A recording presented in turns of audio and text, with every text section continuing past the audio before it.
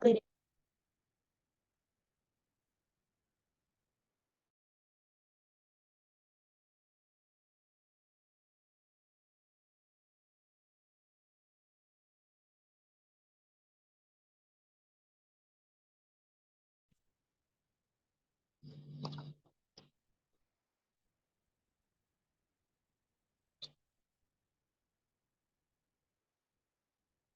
Too bad.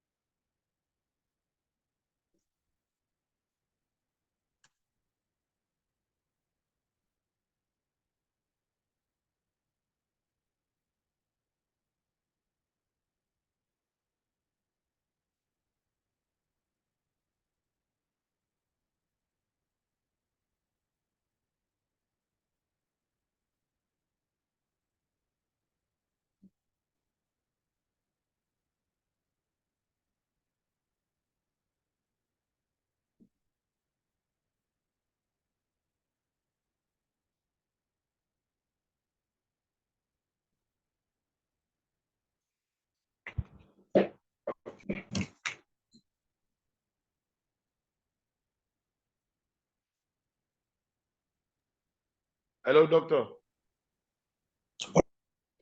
Hello, Dr. Felix. Good morning, sir. Okay. Good morning. So are we good to start? Can we start now?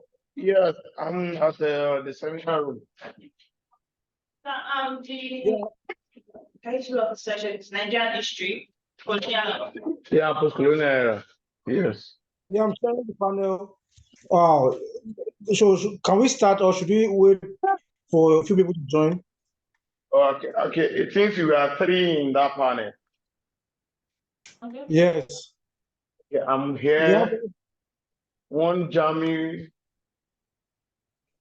okay. You are 3 in number. We have the 3 presenters present in the room. I'm the only one in the room here. Okay, okay. All right, okay. Okay, There's I think I was another supposed to come physically to present. Yes. I was misinformed that I had to come to my office to use my own personal facility. Okay, they have. I just got to know about that. They have about 2 or 3 space here. I think it's one Zoom only. This other one, so you can be there physically. If you are okay with that, no problem, sir. Okay, okay. Let's see how it goes. Okay. At least so should we just wait for the other participant to join? Maybe in the next few minutes. Okay, sir. I'm All okay right, with okay. that. Let's give them about 3 minutes to join. Yes, we are 3 in number.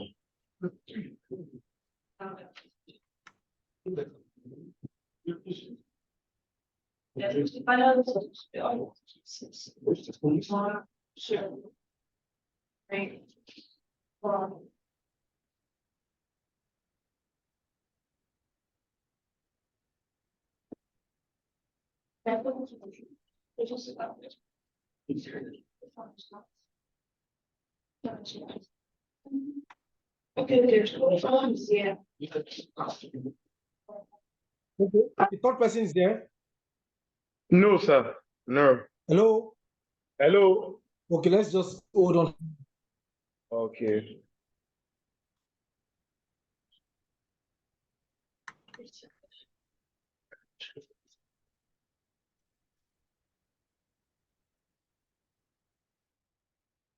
So we are waiting for Camille Musa.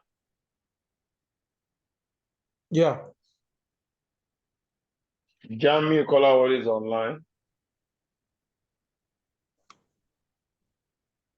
Okay, we have. Okay. That's about Tunde Labi. I think Mr. Jamie Kolawole is standing for him. It's a joint paper. Oh, okay, okay. I think he's one online. Okay, so we have the 3 presenters present in the room. No, no, no. We have 2 now. One here physically, one online. Good morning. Yes. Yes. What's the name, sir? Okay.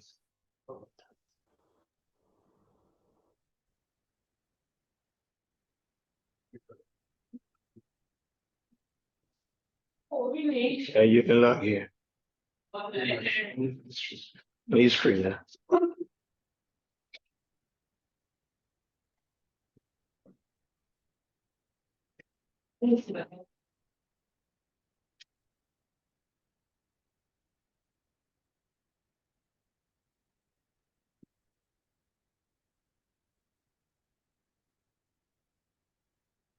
Okay, can we just start right off? So we start with those who are present in the room. Is Okay. that fine? I'm cool, Okay, sir. so we have sir. I'm cool. I'm cool with that. I'm okay. I'm okay. Okay, all right. So the first presenter is Nuruddin Arogundade, Colonial Rule and Monarchical Institution in Nigeria. You are in the room already. Yes, sir. Okay. All right. Yeah. Then the second presentation is Emerging Trends in Migration and Slavery in Africa, the Case of Nigeria by Kamilu Musa and Sule Lamido. Are they in the room too? No, it's Camille Musa from Sule Lamido University. From yeah, apology, pardon me. Kamilu Musa from Sule Lamido University is in the room. No, sir. Okay, all right. So do we have Jamil Kolawole Audu and Babatunde Odebi in the room? It's on the Yes, line. Doc. Yes, Doc. I'm on the line. All right, I'm okay, on the please line. let's pick up now. Yeah. So we'll probably hope that Kamilu Musa will join us in the course of the presentation. All right. Okay, so welcome everybody.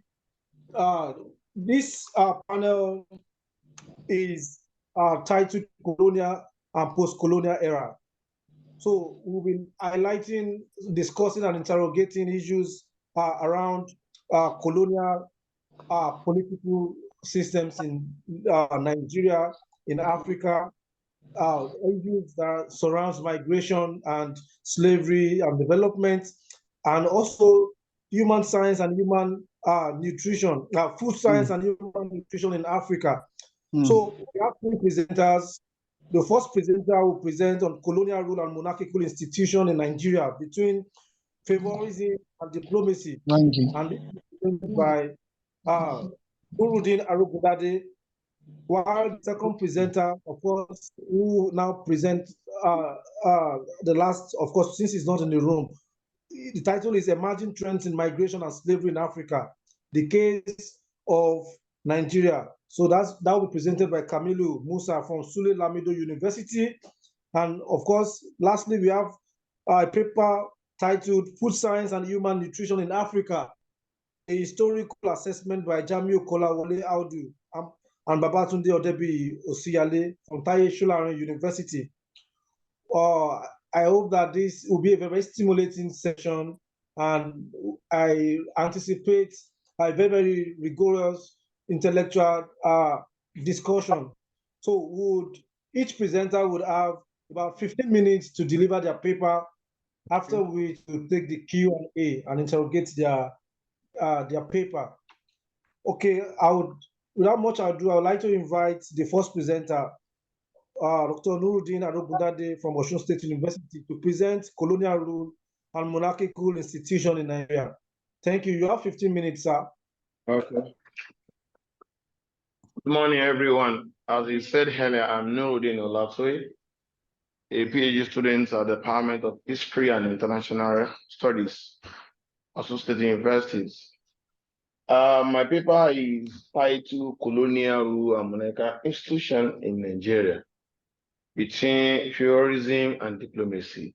From an abstract here, colonialism in Nigeria did not deny the presence of traditional institutions, and this singular act continues to make the institution holders relevant in the eyes of the subject, especially the colonial masters, as much as the title holder and in the excellent book of their paying masters.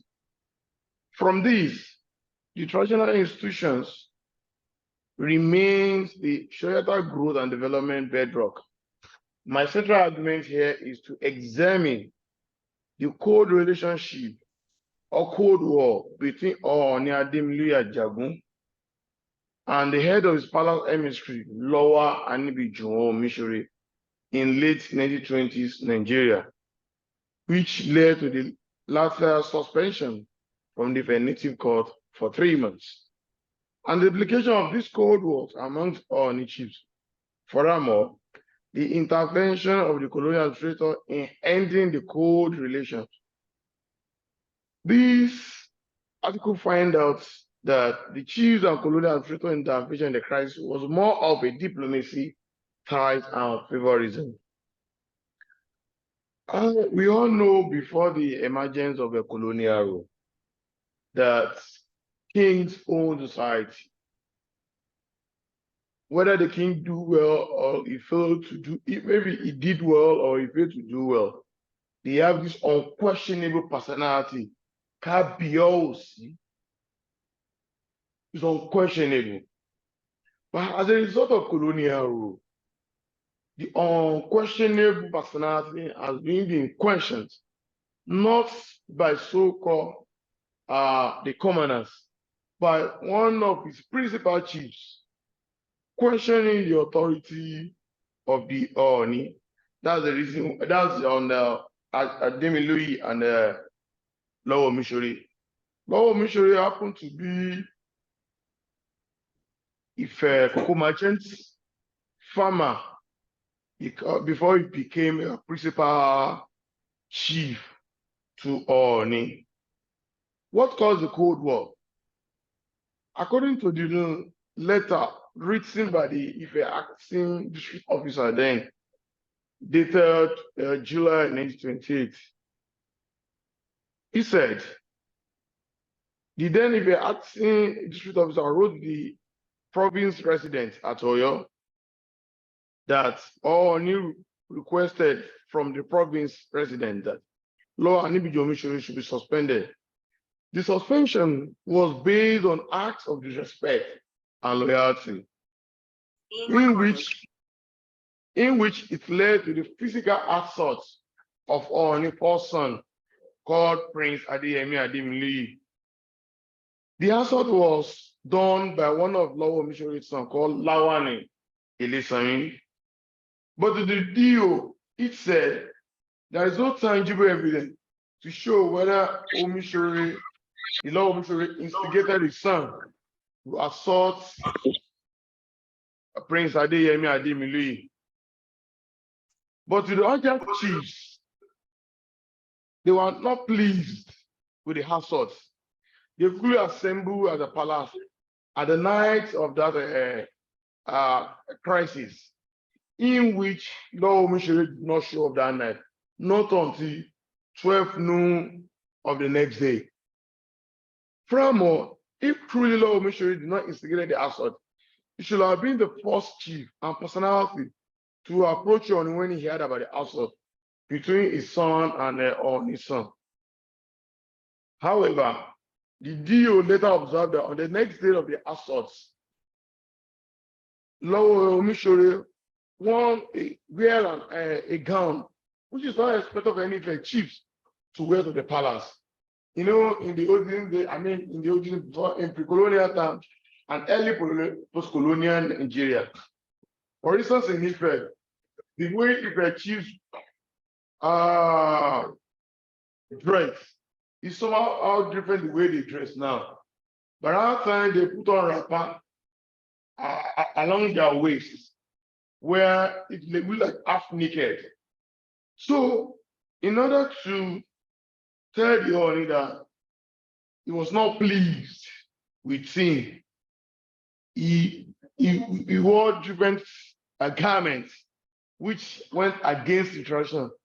So, to the district officer, he was not of the view that to him, it means Omishore went beyond his limitations, especially in responsibility in the office. Furthermore, and the district officer affirmed that Law Omishore sons were undesirable elements in society, and they were fond of owning foreign trained firms. As a result of this, most of Law Omishore children invaded court summons of retrieving money from there. So the district officer now concluded that Law Omishore was doing great job in the court and showing interest in the development of Ile-Ife. To him, he's now pleading on his behalf that the resident officer should try to call on in order to change the punishment against this person, which was 3-month suspension from the courts. Okay, this now leads me to what are the roles played by the chiefs when the crisis happened between Ooni's son and Law Omishori's son. Perhaps most of the chiefs in their mediation intervention, some of them are somehow begging on, at the same time,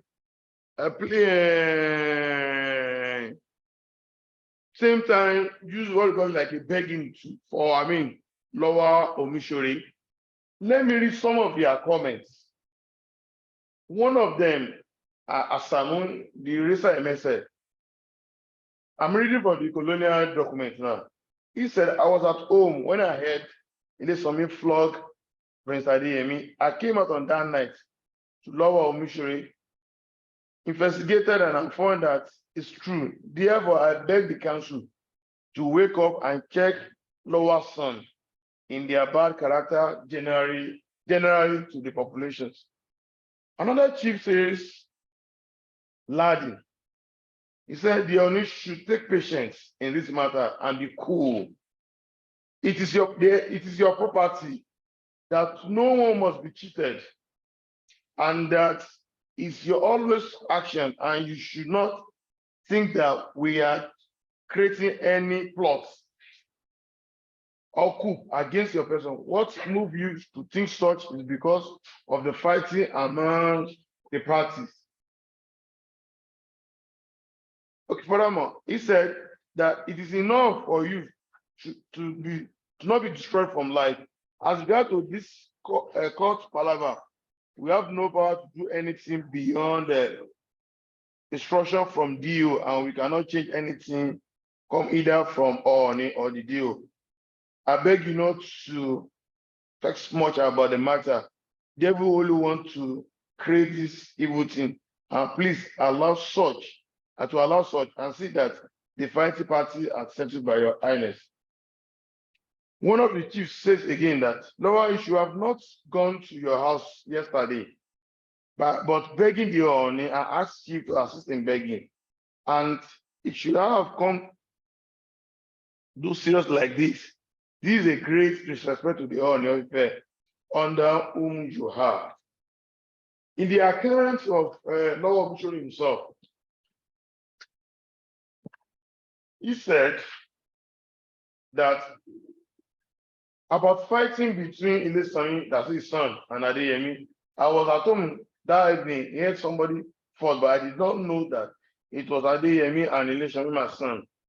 Before, I could not see anything further for this of my son disrespect.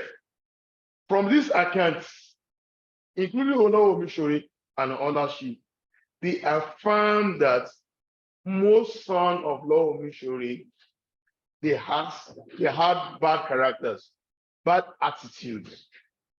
In another account here, it shows that at times these Lower Omishore sons maltreat people, deal with them ruthlessly because their father happened to be called in command to Oni. And many people are tired of their attitudes. This same character, they now display it to the Aremo of Oni, the first son of Oni, by snapping him. However, apart from this so-called clash between Oni sons, according to accounts of Oni, here in this Akara document, it shows that Oni, and when he was prince, he has been having personal issues, personal conflicts with Lower Omishore. He said when he vied for that office in 1910, Lower Omishore was one of the kingmakers that failed to support him. But at the end of the day, he emerged as of 1910. And within 2 years to his reign, 2 years into his reign, he settled the matter at Agbalale within the palace. But to only surprise, there's something some years after, this Lower changed that again, whereby his children misbehaving. To the only, he thought that Lower Omishore happened to be the person that instigating his son, because him, father himself, had issue with him and started misbehaving. It was on that note that Ademili submitted that, in his own opinion, that it was what do you call it, Lower Omishore that instigated.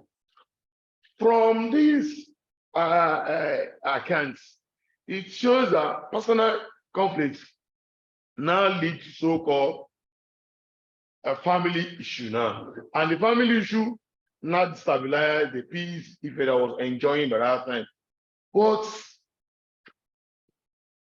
Oni felt that if it is in the pre-colonial time, what Lawa did and his son, it must be a banishment. He will have banished them out of Ife.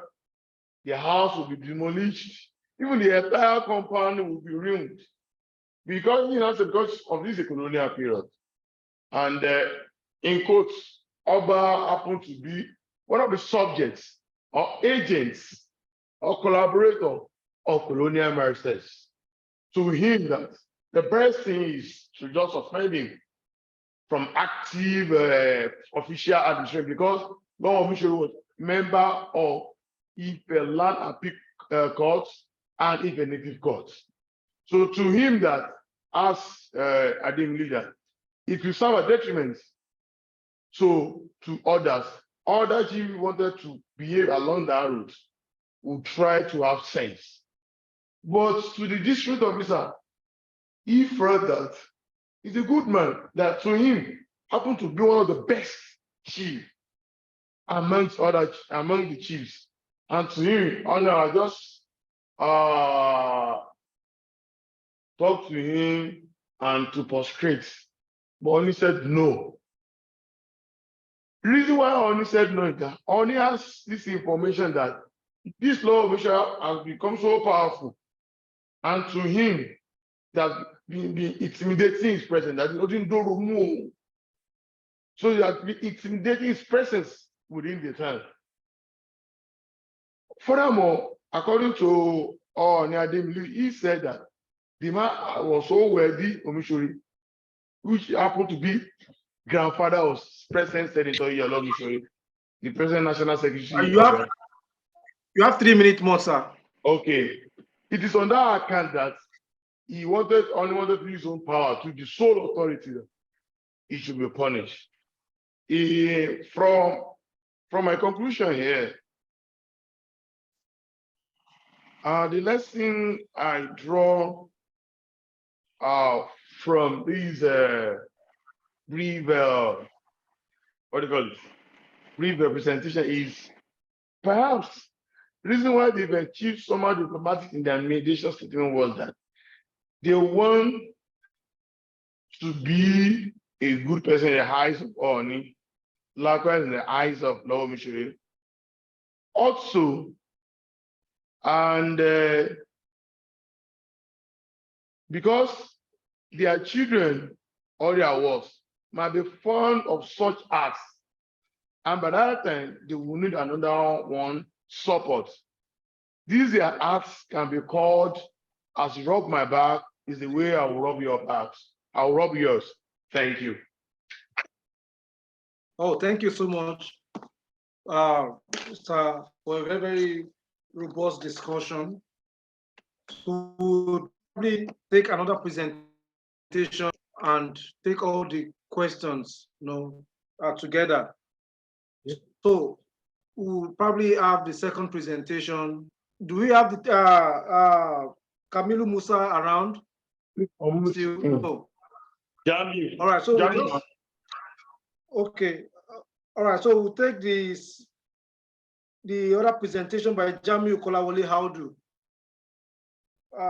Food Science and Human Nutrition in Africa, a historical assessment by Kolawole Haudu and Matunde Olabi Osiyale from Taye Solarin University. Thank you. You have 15 minutes, sir.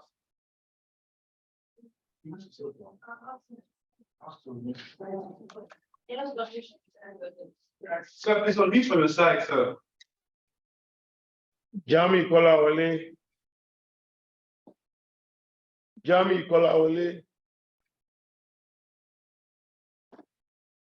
Can you unmute yourself, please, Mr. Jami Kolawole?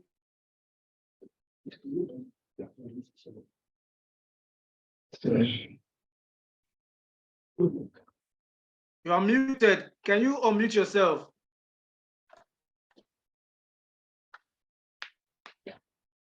It seems it's not within now. Wow. Mr. Jamiu Kolawole, can you unmute yourself, please? Okay.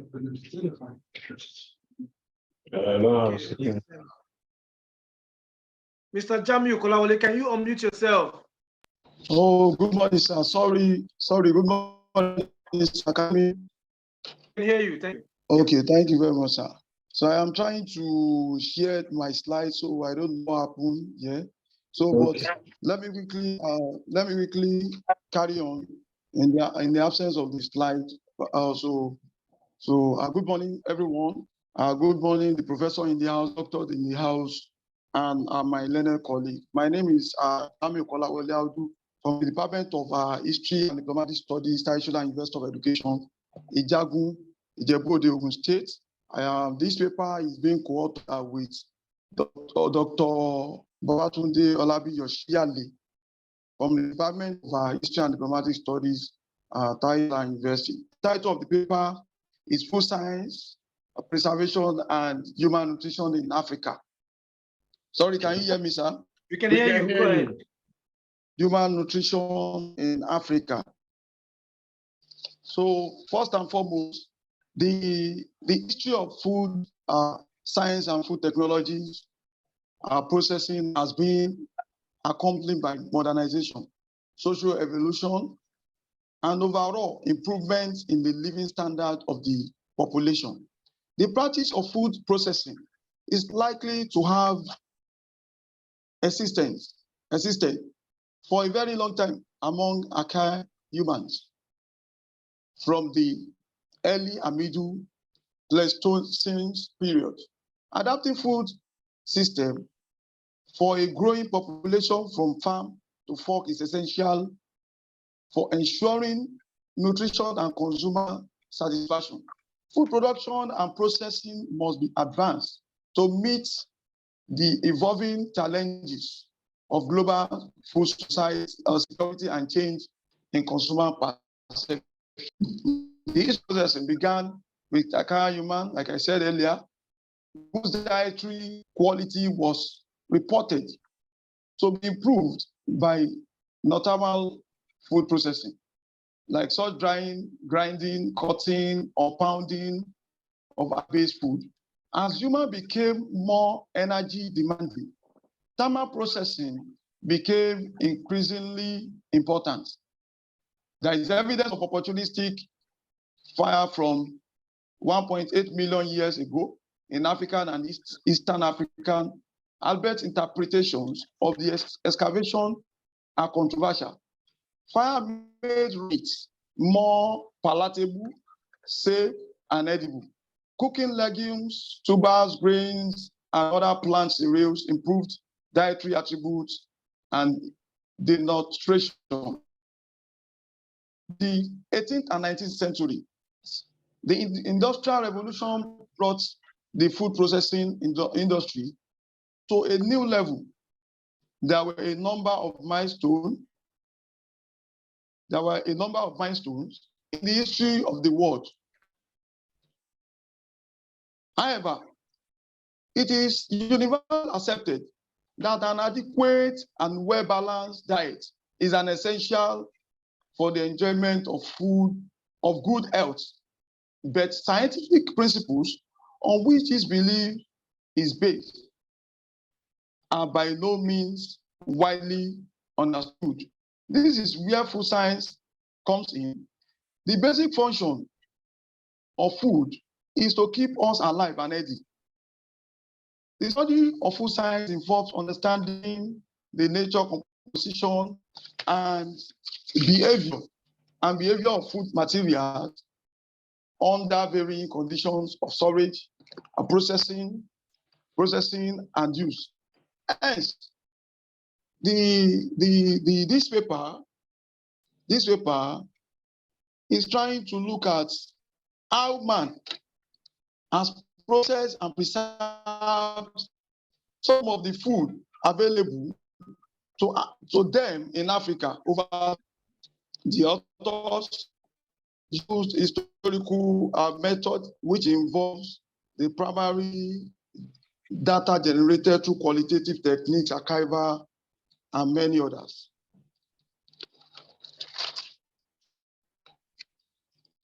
Conceptual clarification. Part of the concept that I've decided to look at in this paper is food science, human nutrition, nutrients, balanced diet, food science and nutrition, food science and society, and so on and so forth. Kind of foods, production and processing in Africa. Processing is any alteration of food from the way it is found in nature. The relative short shelf life of food commodities makes their processing into various products viable to promote all year round availability of these commodities in their processing.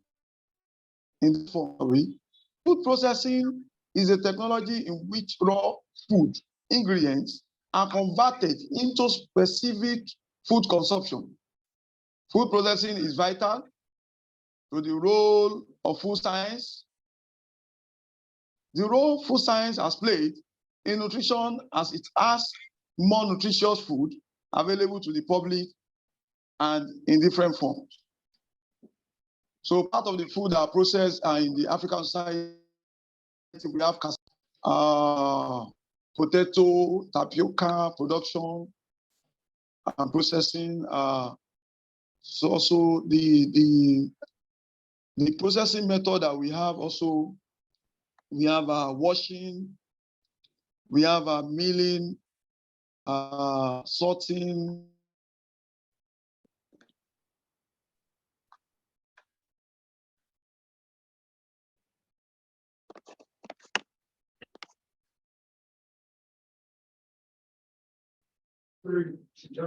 And enrichment, food fortification and enrichment.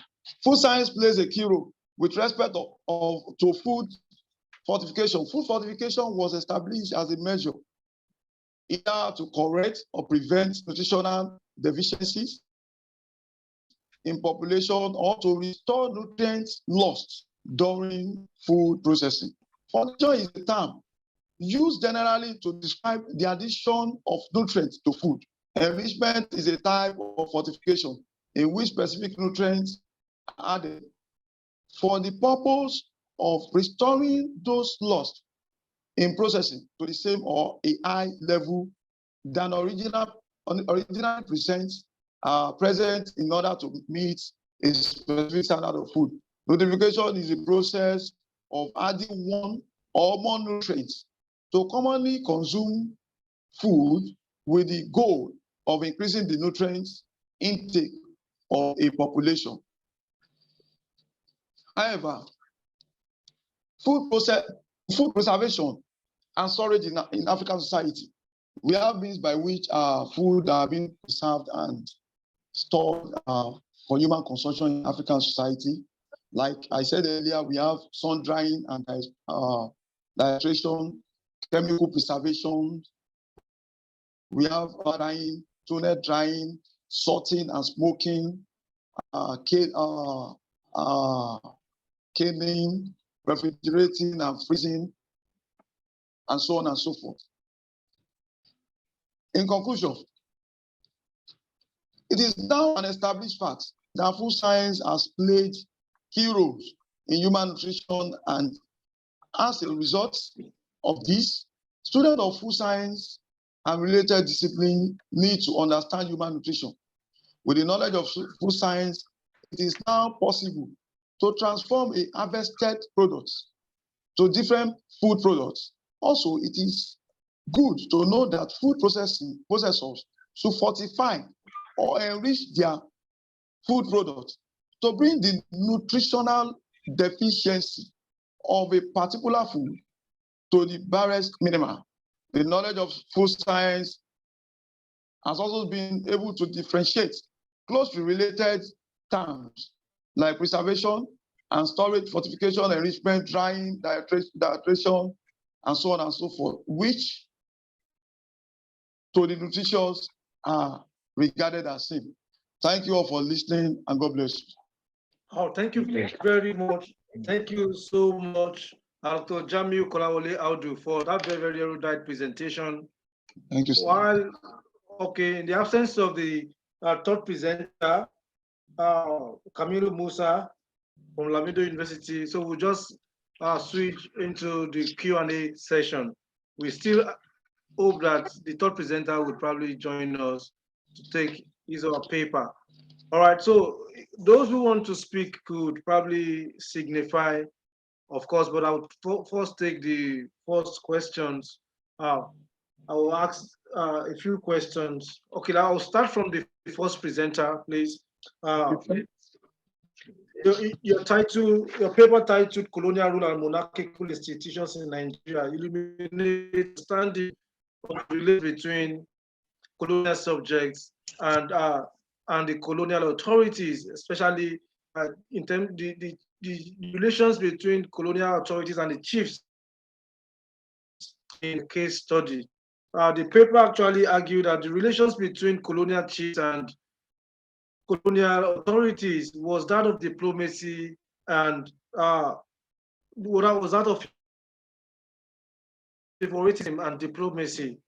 I would like to ask a few questions in light of of course, we are not privy, we have not read the full paper, but I would probably want to ask that what dispute resolution mechanisms were initiated by the colonial authorities or between the colonial authorities and the chiefs, all right, to address most of these animosities, in local politics, as you've examined.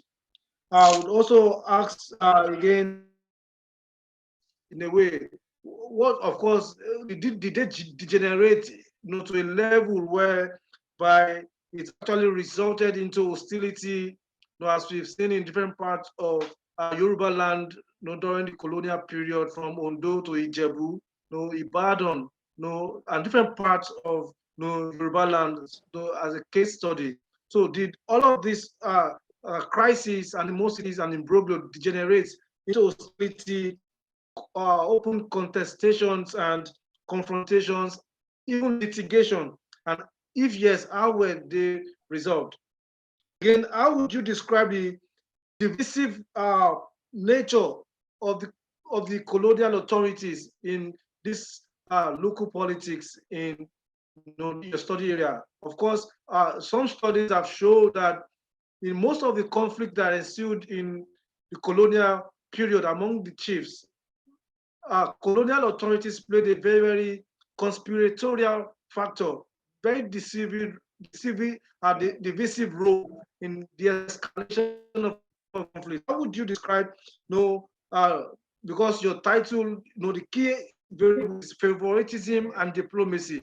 So in the case of conflict between Ondo and Odigbo, for example, in the case of conflict between Idori and Akure, studies have shown how colonial authorities actually pairs the people against each other, supporting one another, inducing one against the other, in a way to. So how would you describe this pattern, the divisive nature of colonial authorities in this and all of this? And what alternative mediation mechanisms were adopted by the colonial authorities to cope or even to escalate some of these crises? Thank you. Then I would also ask I'll also ask the second presenter. I would want to ask also, given the nature of your topic, food science and human nutrition in Africa, a historical assessment. So I was wondering whether you interrogated the issue of GMO. Your work is food science and human nutrition, and one of the major issue of concern in food science, in food security discourse, is the issue of genetically modified organisms food. And what, in your own view, do you think the implication of the GMO would have on food nutrition, food security, of course, in Africa? As a matter of fact, can GMO engender food security in Africa? Especially given the overarching effect it has actually had. It has in different parts of Africa. Of course, I didn't get to know. I was expecting to probably itemize or highlight a few of the modern food mechanisms, such as that has actually shaped food science and human nutrition. in Africa. Thank you. I think I would, of course, that question should also affect what has been the impact, all of this on the physical quality of life of people in Africa. I think that's the key highlights I would want to. So I open the floor for other. We are not much, unfortunately. Do we have physical participants in the room there? No, we have one here. Okay, all right. So let us just, okay. Yeah, it's okay. Thanks for the wonderful presentations. I think it's the second presenter. Actually, in reality, the chair actually asked the question I intend to ask on how the scientific addition of supplements into food can affect the standard of living of man. So since that has been covered, I want to also ask in another form. We've talked about nutrition and food security, but the discourse of availability, the transport, and the distribution will not be covered.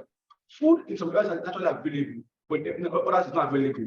So the chain of network whereby food can be moved to create nutrition for other parts of the country can also be discussed in the book because it's essential, because food is the physical availability of nutrients. So that's just my contribution to this topic. All right, thank you. That's a very, very robust question. So we'll probably ask the presenters to respond to some of these questions. Thank you.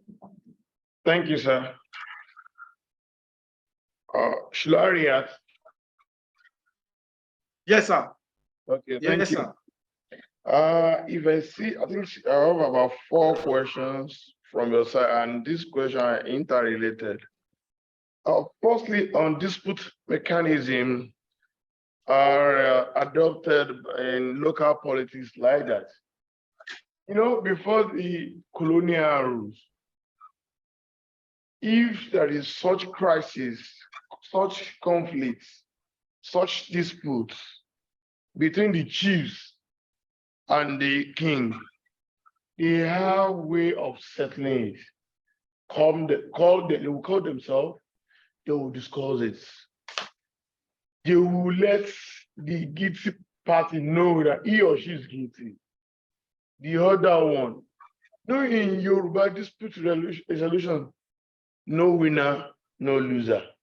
But in the so-called colonial justice, there must be a winner, there must be a loser. But however, despite colonial rule, these chiefs continue to maintain some traditions known to us in how to settle dispute like that. I made mention because of my presentation that this law mission happened to be one of the kingmakers before the emergence of Ademilu in 1910. And Ademilu said that Omishore did not support his candidacy as Oni, later as Oni. But he said immediately he emerged as Oni. The other chiefs who supported the enthronement of Ademilu as Oni found one way or the other to call the two parties together. Then Lowo Omishore was just at least about number 6 or 6 to Oni before he was promoted when Ajagun emerged. They call a place Agbala. It's a chamber, it's a room within Oni's palace. It is that place where the kings will discuss their differences. It's that place they will settle their differences. From there, that's why they settle their differences. That was around 1912, in which Oni has forgiven him. It was later Oni wasn't happy that this man has started his old behavior, his old attitude he knew him about. That's questioning his authority. That to him is Kabiosi. That he was Oni is answering, as Oba is answering to the call of colonial master. Why his chief is questioning his own authority? That's why he has sole authority. Well, it's this attitude that land led to his law of insurance, to have a physical assault by sniping, by giving a slap, or what they call it, Prince Adeyemi. Immediately the matter happened, all the chiefs confessed to the palace. Cabinet, please forgive me. Law of insurance is your subject. His children is your subject. We other chiefs are his subject, please. Jebure, please. Be able to go. Oh, the official failed to appear that night. That was the reason the Oni said no, he must be dealt with. And it was that fora called for a suspension. Meanwhile, you can see from the DO now said he would have preferred that the matter should have been settled inward. It's not referring to that.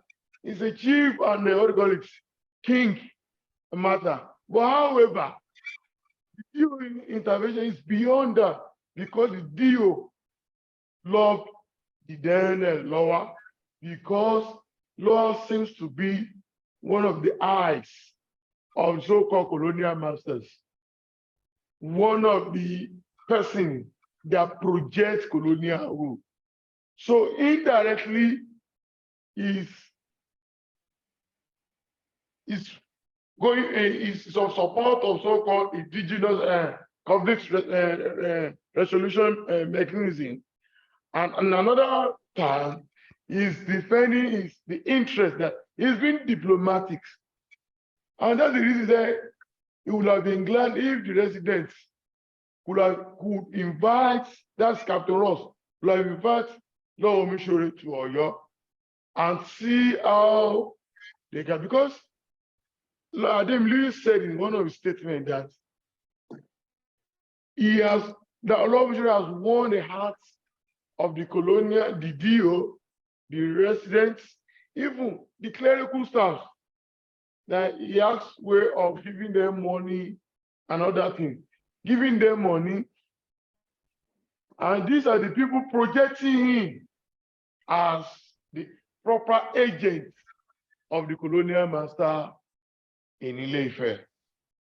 And as you talk about, was any conversation there is when Prince, Obishori's son Lawani, I thought what do you call it? Prince Adeyemi, there was a litigation. Prince Adeyemi have to approach court, and Lawani Omishore was sentenced to 2 months imprisonment. I accepted that our colonial masters, they have this divisive role, and in as much such interest is not detriment to their own belief. Thank you. Oh, thank you very much for that very incisive illumination. Okay, we would then take the response from Mr. Jamiu Audu.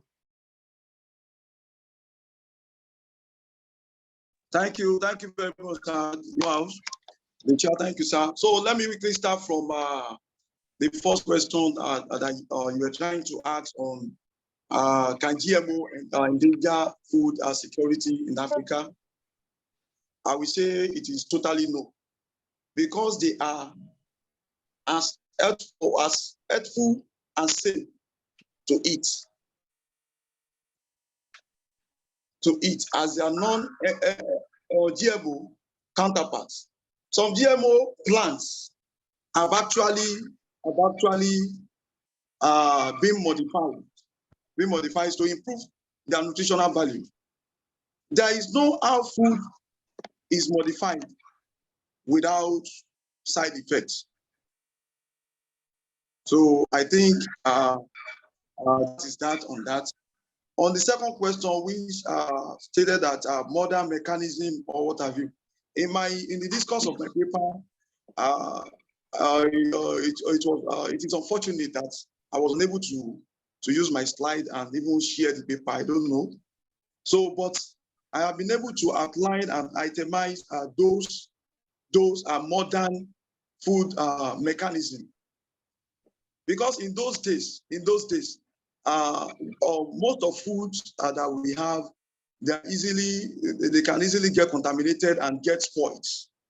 But in the modern time, in recent time, with the advent of modernization in this mechanism that we have in those days during Ileya festival, like the Muslim, what they normally do is that they do sorting of their meat in order to preserve it for a long period of time, so that even those that are not around would have access to the taste of the meat, of the ram or meat. But in the contemporary time, what we normally have is we have refrigerating. So it has gone beyond sorting alone, or even drying in the sun. We have refrigerating. Even we have medical preservation. Medical preservation. We also have roller drying. In most of these eateries, they have them, and all these companies. So also tunnel drying is also part of the modern mechanism that is being used. And so also we have, aside from that, okay, I've made mention of chemical and what have you. So also canning. In present time, we have when you go to, what do they call it? Most of these eateries or some other places that you normally buy all these foods, all this canning of foods that it takes to time. Unlike before, where if you are trying to preserve your food, and at the end of the day, the food will get spoiled along the line. But at the same time, it has the modern mechanization has improved the level of preservation of our food, the storage of our food. However, let me quickly, because of time, move to the third question. I think that third question, I don't get. Maybe the man is trying to have a kind of subject to improve the ongoing paper, or maybe he's trying to ask a question. But by and large, I've let to put down that transportation, the effect of transportation on food processing and food production in society. So I have been able to put it down. But in the aspect of transportation, I think for what is I think if I'm not misinterpreting what he's trying to say, that he's trying to say that how to move these foods from one locality to the other. So the essence of the work, it is not really to make the work scientific in nature, but historical method is being adopted in this ongoing paper, so as just to look at the way by which food has been preserved in the past.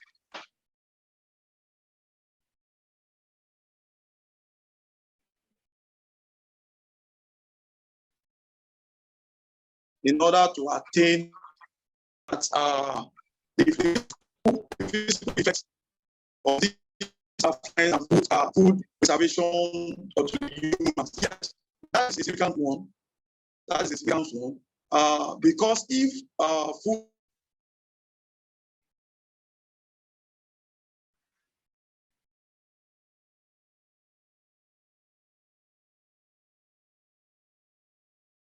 thoroughly is properly processed and properly preserved, I think to some extent it will have it will not get spoiled, it will not get contaminated for human consumption. So the essence of food security will somehow be achieved.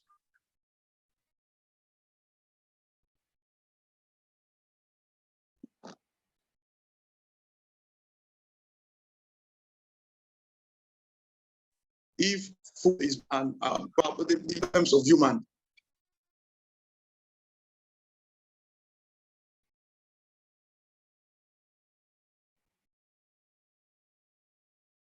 Okay, I think to every one of us, to every society,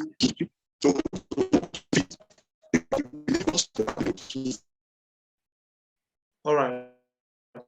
Okay, thank you very much, Mr. Jamiu Kolawole Audu. engage in activities of life.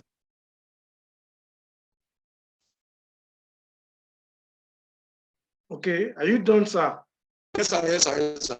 Okay, thank you for that very, very capable feedback.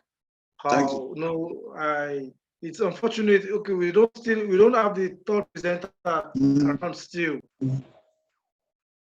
Okay, right. So I would, in the absence of the third presenter, I would probably say we can probably take the discussion further offline. Okay. All right. So I think it's been a very fruitful discussion. It's very illuminating, and insightful papers have actually illuminated our understanding of the changes and continuity, the developments in colonial and post-colonial Nigeria and Africa. So I congratulate the two presenters for the excellent and erudite presentation, and Thank look you. forward to reading the paper when they are fully developed or probably published. Yes, sir. Of course, it's been a very, very wonderful intellectual feast today. I hope to see you offline so that we can interrogate more on the paper. Thank you so much. Thank you. Thank you. All right, Thank you. sir. Yeah. Thank you, take a wonderful presentation. Hello, who is that? So just the member in the group. Thank you for the presentation. Okay, all right. You're welcome.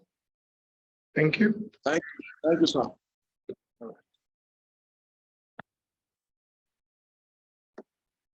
right.